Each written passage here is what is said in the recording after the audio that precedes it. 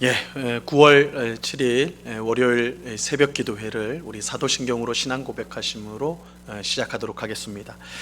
전능하사 천지를 만드신 하나님 아버지를 내가 믿사오며 그 외아들 우리 주 예수 그리스도를 믿사오니 이는 성령으로 잉태하사 동정녀 마리아에게 나시고 본디오 빌라도에게 고난을 받으사 십자가에 못 박혀 죽으시고 장사한 지 사흘 만에 죽은 자 가운데서 다시 살아나시며 하늘에 오르사 전능하신 하나님 우편에 앉아 계시다가 저리로서 산 자와 죽은 자를 심판하러 오시리라. 성령을 믿사오며 거룩한 공회와 성도가 서로 교통하는 것과 죄를 사하여 주시는 것과 몸이 다시 사는 것과 영원히 사는 것을 믿사옵나이다. 아멘. 우리 찬송가 96장 예수님은 누구신가 우리 같이 찬양하도록 하겠습니다. 찬송가 96장 이전 통일 찬송가는 94장 찬송입니다. 예수님은 누구신가 우는 자의 위로와 없는 자의 풍성이며 천한 자의 높음과 잡힌 자의 노임되고 우리 기쁨 되시네. 예수님은 누구신가 약한 자의 강함과 눈먼 자의 빛이시며 병든 자의 고침과 죽은 자의 부활되고 우리 생명 되시네.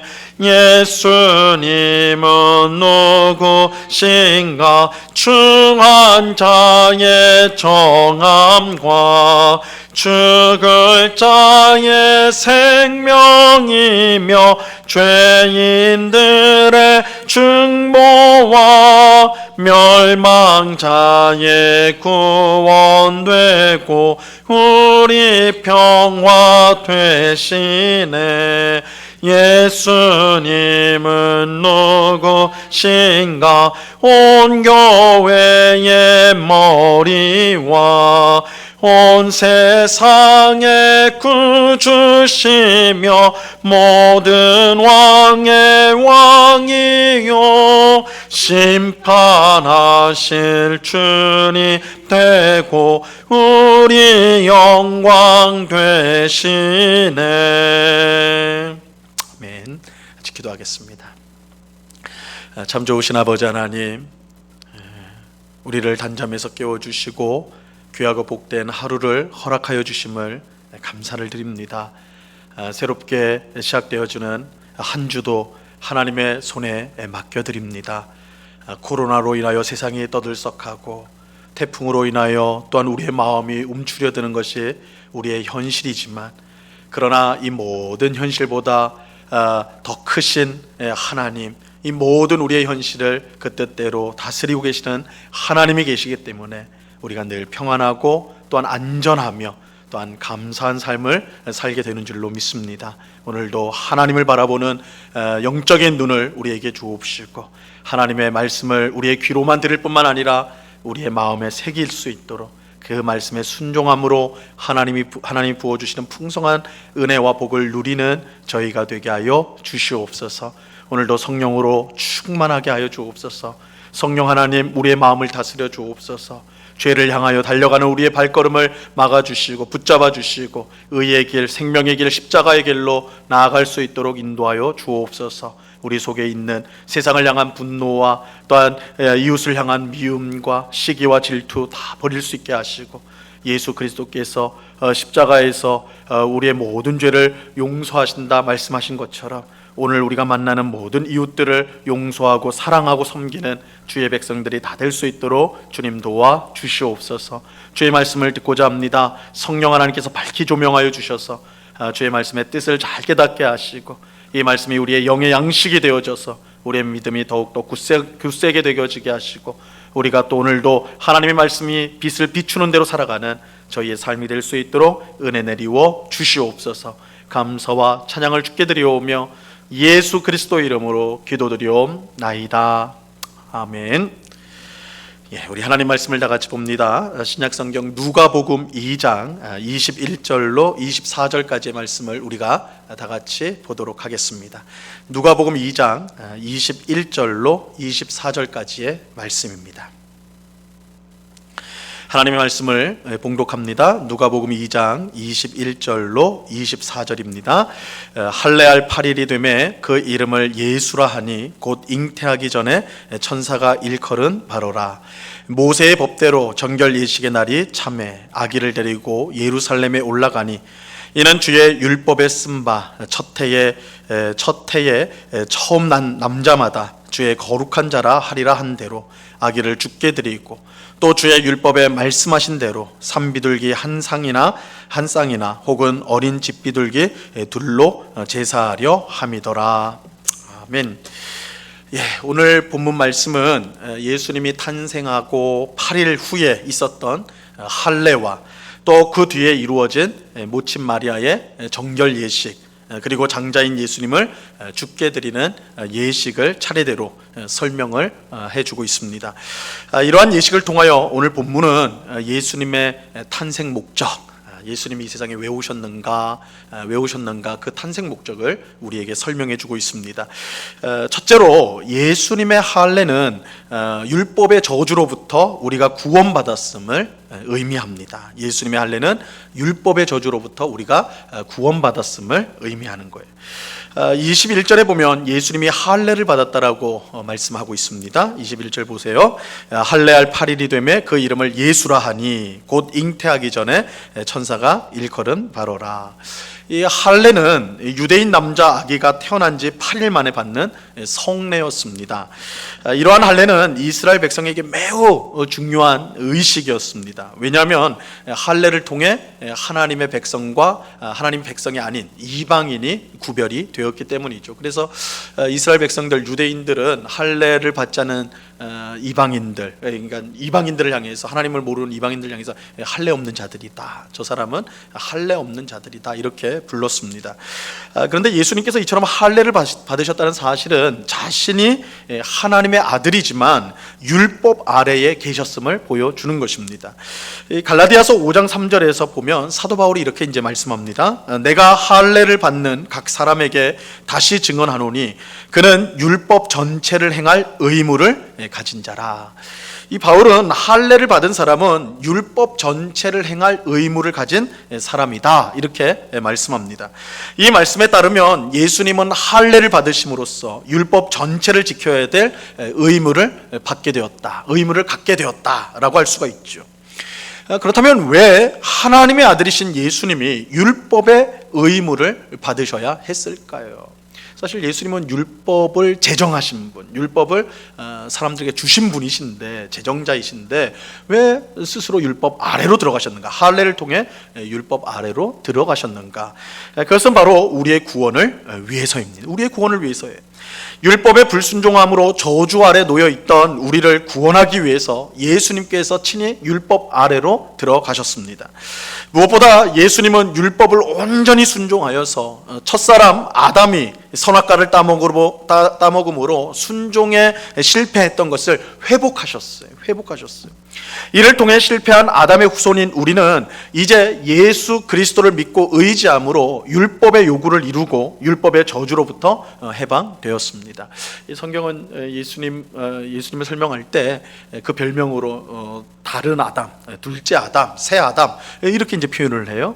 이것은 첫째 사람의 아담이 실패했던 그 일을 두 번째 아담, 다른 아담인 예수님께서 그것을 회복시켰다, 그것을 이루셨다라는 것을 말씀하기 위함이신 것이죠. 우리는 여전히 하나님의 율법을 온전히 행할 능력이 없지만 모든 율법을 이루신 예수님의 의로 말미암아 율법의 요구를 만족시키게 된 것입니다. 그러므로 예수님이 할례를 받으신 것은 우리를 율법의 저주로부터 구원하기 위한 하나님의 구원 사건이다 이 예수님이 할례를 받은 이 자체가 바로 구원 사건이다라고 할 수가 있어요. 무엇보다 예수님께서 친히 율법의 의무를 지시고 우리 대신 율법을 온전히 성취하셔서 우리를 구원하신 것입니다. 이러한 사실은 우리의 구원이 오직 은혜로 주어진다는 사실을 잘 보여주는 거예요. 우리 중 누구도 하나님이 요구하시는 율법을 온전히 이룰 수가 없습니다. 그래서 우리 중 어느 누구도 스스로 구원할 수가 없는 거예요. 우리가 구원을 우리의 힘으로 받을 수 없다라고 말할 때 그 뜻은 우리가 하나님이 우리에게 요구하시는 율법을 이룰 수 있는 사람이 우리 가운데는 없다라는 의미죠. 우리가 율법을 지키려고 하면 할수록 우리는 그것에 실패하는 우리를 보게 되는 거예요. 그러니까 한번 시도를 한번 해보라고. 내가 오늘부터 모든 율법을 하나님의 뜻대로만, 하나님 말씀대로만 살겠다, 이렇게 다짐하고 소원하는 건 너무 귀한 것이지만 실제로 그렇게 살 수 있느냐? 전혀 그럴 수 없다는 것이죠. 그럼 우리가 그렇게 해보려고 하면 분명히 알 수 있는 거예요. 우리에게 그럴 능력이 없어요. 그래서 예수님께서 그런 우리들을 구원하기 위해서 율법의 의를 이루어 주시기 위해서 할례를 받아 주셨던 것입니다. 우리가 율법에 대해서 이렇게 무기력하기 때문에 예수님이 할례를 받으심으로, 그 할례 아래에서 모든 율법을 이루심으로 그 예수님을 의지하는 우리에게 생명이, 구원이 주어진다는 것입니다. 이 바울의 말대로 우리가 선을 행하고자 하는 마음이 있어요. 로마서 7장의 유명한 말씀이죠. 우리가 선을 행하고 싶어 하는데 우리 마음속에 있단 말이에요. 그런데 동시에 우리가 그 행하고자 하는 선을 못하는, 죄에 오히려 끌려가는, 선에 대해서 무기력하고 죄에 대해서는 너무나 관용적인 그런 모습들, 우리의 죄성, 이런 것들을 우리가 이제 보는 것이죠. 그러므로 자신을 의지하며 스스로의 힘으로 구원을 얻을 수 있다고 생각하는 것은 참으로 어리석은 것입니다. 그런 모든 시도는 실패할 수밖에 없어요. 구원은 오직 예수 그리스도를 믿을 때 주어지게 되는 것입니다. 율법의 모든 요구를 완전히 순종하신 예수님을 보고 믿고 의지할 때 구원이 임하게 되는 거예요. 예수님 외에는 그 어떤 구원의 길이 없습니다. 왜냐하면 예수님만이 율법의 저주를 없앨 수 있기 때문이죠. 예수님이 할례를 받으심으로 율법 아래에 들어가셨습니다. 우리를 구원하시기 위해서 할례를 받으심으로 율법의 의무를 지시고 율법을 다 성취하셨어요. 바로 율법에 불순종하는 우리를 구원하기 위함인 것입니다. 자, 이것이 예수님이 이 땅에 오신 목적, 탄생의 목적이라고 할 수 있는 것이죠. 두 번째로, 예수님은 우리를 부유하게 하기 위해서 가난하게 되셨어요. 부유하게 하기 위해서 가난하게 되셨다. 이게 예수님의 탄생 목적입니다. 자, 오늘 본문 23절과 24절을 보세요. 이는 주의 율법에 쓴 바 첫 해에 처음 난 남자마다 주의 거룩한 자라 하리라 한 대로 아기를 죽게 드리고, 또 주의 율법에 말씀하신 대로 산비둘기 한 쌍이나 혹은 어린 집비둘기 둘로 제사하려 함이더라. 아들을 낳은 마리아는 율법의 명령대로 정결 예식을 행해야 했습니다. 그런데 본문에 보면 마리아가 정결 예식을 위해서 드린 제물이 뭐냐? 산비둘기 한 쌍 혹은 어린 집비둘기 둘로 제사하려 한다고 그렇게 말하고 있죠.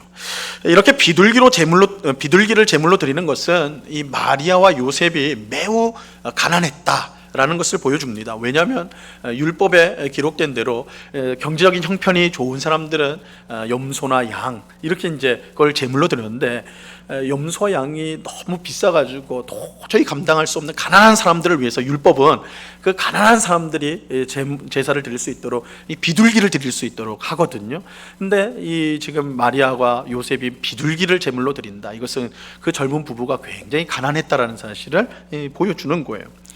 예수님은 하나님의 아들이며 온 세상의 주인이시지만 구유에서 나셨고, 짐승의 먹이를 잡는 구유에서 나셨고, 그뿐만 아니라 매우 가난한 형편 가운데, 환경 가운데 사셨음을 오늘 말씀을 통해 우리가 알 수가 있어요. 이것은 사도 바울의 말씀과도 이제 정확하게 일치를 합니다. 고린도후서 8장 9절에 보면요, 이렇게 말씀합니다. 우리 주 예수 그리스도의 은혜를 너희가 알거니와 부유하신 이로써 너희를 위하여 가난하게 되심은 그의 가난함으로 말미암아 너희를 부요하게 하려 합니다. 예수님은 모든 것을 소유하시는 하나님의 아들이었지만 이 땅에 오실 때 철저하게 가난하게 되셨어요. 물론 하나님의 아들이 이 땅에 오셨다 그 자체가 부유하신 분이 가난하게 되었다 이런 뜻도 되겠죠. 그러나 실제로도 문자적 의미에서도 예수님은 정말 가난하게 되셨어요. 아무 능력이 없는 아기가 되셨고 짐승이 있는 마국간 구유 위에서 탄생을 하셨죠. 많고 많은 사람 중에 가장 천대받는 사람들, 당시 사람들이 가장 멸시했던 사람들인 양치는 목자들이 예수님 탄생의 첫 번째 손님이었어요. 손님을 보면 주인이 누군지를 알잖아요.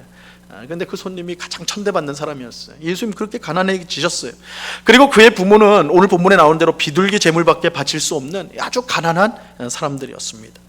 예수님은 어렸을 때만 가난한 것이 아니라 사실 평생을 가난 가운데 사셨습니다. 어느 날 예수님을 따르는 사람이 예수님 따르겠습니다. 예수님 어디에 계십니까? 이렇게 물으니까 여우도 집이 있고 굴이 있지만 인자는 머리 둘 곳이 없다. 예수님 난 머리 둘 곳 없다. 난 집이 없다. 이렇게 말씀하시죠. 예수님은 죽어서도 가난하셨어요. 십자가에서 죽으신 후에 무덤에 장사가 됐는데 그 무덤은 자신의 무덤이 아니었습니다. 다른 사람의 묘에 들어가셨지요. 철저하게 가난하셨고 철저하게 낮아지셨어요. 그런데 성경은 예수님께서 이렇게 가난해지시고 낮아지신 것은 분명한 이유가 있다라고 말씀하세요. 바로 우리의 부요함을 위해서예요. 예수님 가난해지신 것은 구원받은 우리를 부요하게 하기 위해서 그렇게 하셨다 말씀하고 있어요. 예수님은 친히 가난해지심으로 이 세상을 사는 동안 여러 가지 가난 때문에 고통당하는 우리를 진정으로 위로해 줄 수가 있어요. 여러분 한 번도 태어날 때부터 금수저로 태어나가지고 아무 고생 안 해본 사람이 길가에서 구걸하는 거지에게 내가 당신의 아픔을 안다, 참 힘들겠다, 참 딱하다 이렇게 말하면 위로가 될까요? 절대 그러지 않을 거예요. 거지가 마음속으로 네가 내 형편을 아냐, 네가 한 번이라도 내가 당한 서러움을 겪어봤냐 이렇게 말을 하겠죠. 근데 예수님은요 하나님의 아들이지만 비천한 인간, 사실은 우리 사람의 평균적인 삶도 못 살신 아주 가난하고 아주 힘든 삶을 친히 이 땅에서의 삶을 그렇게 사셨어요. 그렇게 사심으로 이 땅에 존재하는 어떤 사람들도 이 예수님의 위로를 받을 수가 있는 거예요. 예수님은 우리에게 내가 그런 마음을 알아. 내가 당해봤어. 나도 너와 같은 상황에 있어봤어. 이렇게 말하실 수가 있는 거예요. 예수님은 친히 약해지심으로 여러 질병과 고통 가운데 사는 성도를 붙들어 주실 수가 있는 거예요. 너무너무 아픈 고통당하는 성도에게도 예수님 그래요. 내가 십자가에서 나도 사지가 다 찢어지는 고통을 느꼈어. 내 몸에 피가 다 흐르는 그 아픔을 나도 겪었단다. 네가 얼마나 아픈지 알아. 너가 얼마나 힘든 줄 알아. 그렇게 말씀하는 거예요. 높고 높은 보좌를 떠나 지극히 낮아지고 가난해지고 약해지신 것은 이처럼 비천하고 연약하며 늘 불순종하는 어리석은 우리들을 하나님의 은혜로 부유하게 하시고 하나님의 능력으로 강하게 만들기 위함이었습니다. 이를 위해 예수님은 이 땅에 우리와 같은 사람으로 오셨어요. 우리가 인생을 살면서 어느 때에 철저히 연약해지고 철저히 가난해질 때가 있는데 그때 우리는 어떻게 생각합니까? 내가 이렇게 힘들고 어려운 거 누가 알아주나? 나를 도울 사람이 누군가? 이런 생각이 들죠. 마치 이 세상에 홀로 남겨진 것처럼 그렇게 생각될 때가 있어요. 하지만 그 순간에 우리는 믿음의 눈을 들어 예수님을 볼 수 있어야 돼요. 우리보다 더 극심하게 가난을 경험하셨고 우리보다 더 큰 연약함 속에 사셨던 예수님을 바라보아야 하는 것입니다. 그런데 예수님은 원래부터 가난하고 약하신 분이 아니었죠. 예수님은 이 땅에 사시는데 사실은 여전히 그분은 하나님의 아들이셨고 여전히 그분은 강력한 능력을 갖고 계셨어요. 예수님이 군인들에게 체포되실 때도 예수님은 12군단이나 더 되는 천사들을 동원하실 수가 있었어요. 예수님이 힘이 없어가지고 그들에게 붙잡힌 게 아니었단 말이에요. 그는 십자가에 달려 계실 때도 당장 거기서 내려와 자신을 정죄하고 비난하는 사람들을 심판할 권세가 있었어요. 십자가 밑에 사람들이 예수님 보면서 당장 내려와라, 그럼 우리가 믿겠다 이렇게 조롱하지 않았습니까? 예수님 그럴 능력이 있었어요. 그러나 예수님은 그렇게 하지 않았어요. 그렇게 할 수 있는데 하지 않으셨다는 거예요. 그는 오히려 더욱 약해지셨고 가난해지셨어요. 왜 그런가? 바로 우리를 강하고 또한 부유하게 하시기 위해서. 자신의 가난함을 통해서 부유하신 이가 가난해지심으로 가난한 우리를 부유하게 하기 위해서 예수님이 그렇게 하신 것입니다. 여기에 놀라운 성탄의 은혜가 있어요. 예수님이 스스로 가난하고 연약하게 이 땅에 오심은 참으로 가난하고 참으로 연약한 우리를 부유하고 강하게 만드시기 위함입니다. 그러므로 예수님을 바라보는 성도는 힘들고 어려운 처지에 있을지라도 우리 대신 가난을 취하시고 연약함을 취하신 예수님으로 말미암아 다시금 소망을 갖게 되는 것이죠. 예수님께서 우리에게 참된 부유함과 강함이 되시기 때문입니다. 우리를 위해 친히 가난해지시고 연약해지신 주님을 바라봄으로 참된 부유함과 강함을 누리는 우리 모두가 될 수 있기를 바랍니다. 예수님이 손에 우리가 원하는 어떤 선물을 쥐고 있으면서 내가 이거 줄게, 이 정도가 아니에요. 하나님의 아들이신 예수님께서 우리를 위해서 친히 스스로 가난해지시고 친히 약해지셔서 자신의 강함, 자신의 부유함을 우리에게 주셨습니다. 그러므로 우리가 이 땅을 사는 동안 여러 가지 고통을 당해요. 가난 가운데 있어요. 어려움 가운데 있어요. 답답한 가운데 있어요. 이때 우리가 바라봐야 될 것은 우리의 부유함을 위해 스스로 가난해지시고 우리의 약함을, 우리의 강함을 위해 스스로 연약해지신 그 예수님을 우리가 바라보아야 하는 것입니다. 자, 오늘 말씀, 예수님이 왜 이 땅에 오셨는가? 예수님은 우리 대신 율법의 저주를 담당하고 구원하기 위해서, 우리를 율법으로부터 율법의 저주로부터 구원하기 위해서 이 땅에 오셨다. 그래서 할례를 받으셨다. 이렇게 말씀드렸습니다. 또 예수님은 친히 가난해지고 약해짐으로 우리를 부유하고 강하게 하기 위해서 이 땅에 오셨습니다. 이 귀하신 예수님을 늘 사랑하고 섬기는 이 성탄의 은혜를 풍성히 누리는 우리가 율법의 저주로부터 자유케 되어서 이제는 우리가 율법의 저주를 두려워하면서 하나님을 순종한 자들이 아니라 우리는 물론 요즘에 우리는 계속 실패하죠. 그러나 두려워할 필요가 없어요. 우리가 제대로 순종하지 못한다 할지라도, 우리의 연약함 때문에 그렇게 한다 할지라도 예수님께서 그것을 이루셨기 때문에 다시 일어서면 되는 거예요. 회개하고 다시 하나님께 순종할 수 있는 그런 귀한 은혜를 우리에게 베푸셨어요. 그래서 율법의 저주를 두려워하면서 이거 잘못하면 어떻게 하나, 하나님 날 벌하지 않을까, 이런 두려움이 아니라 우리 아버지 하나님을 기쁘시게 하자라는 귀한 마음을 가지고 순종의 삶을 살 수 있는 은혜가 우리에게 주어졌다. 또 우리의 연약함과 어려움을 예수님이 친히 다 경험하시고 그런 우리에게 부유함과 강함을 주신다. 이 귀한 성탄의 은혜를 우리의 삶 가운데 늘 누리며 살아가는 우리 모두가 될 수 있기를 우리 주님의 이름으로 간절히 축원합니다. 기도하겠습니다. 하나님 아버지, 감사합니다. 오늘 예수님이 할례를 받으신 것, 또한 마리아가 정결 예식을 할 때의 비둘기를 제물로 드린 것과 관련해서 예수님이 이 땅에 오신 구원의 목적을 우리가 함께 생각해 보았습니다.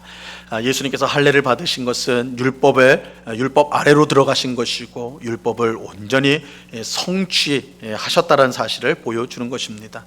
주님, 우리 또한 마땅히 하나님이 주신 율법에 순종해야 마땅하나 우리는 늘 우리의 죄성으로 말미암아, 연약함으로 말미암아 늘 실패하는 우리들.